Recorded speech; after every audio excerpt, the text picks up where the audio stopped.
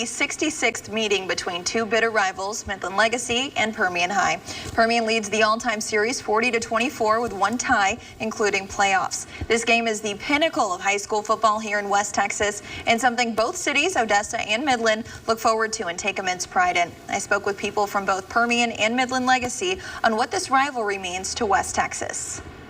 The Permian Midland Legacy, former Lee high school football game is one of the great traditions, not only in the history of high school football in the state of Texas. I think it's one of the great traditions in high school football throughout the country. The rivalry between Permian and Lee was right on the money. That was the game you always want to win. Tonight is arguably the biggest rivalry game in the state. Locals on both sides know what's at stake with district play, but also its bragging rights.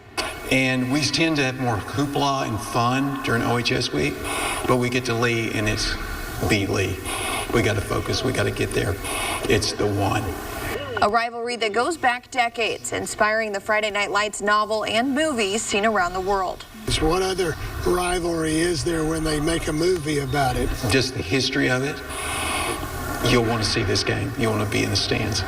And locals with this game have been around for most of that rivalry. They still get excited as the game approaches each year. It goes back way into the 70s. Permian won their second state championship in 1972. Gil Bartosh was the coach then, and he went from here to be the athletic director in Midland. So from then, there's always been that back and forth. I coached for 35 years, and this is my 39th year in this business. And my favorite coaching job that I had through the years was being the head football coach at Odessa Permian.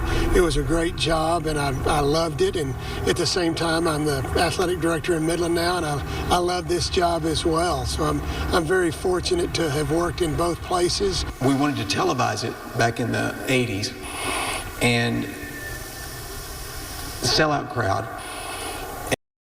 We couldn't televise it on a Friday night. So without getting UIL approval, we moved it to Thursday so that we could televise it because there were so many people that couldn't get tickets to the game. And because that was such a high-profile thing, it made a write-up in Time magazine. Get here early.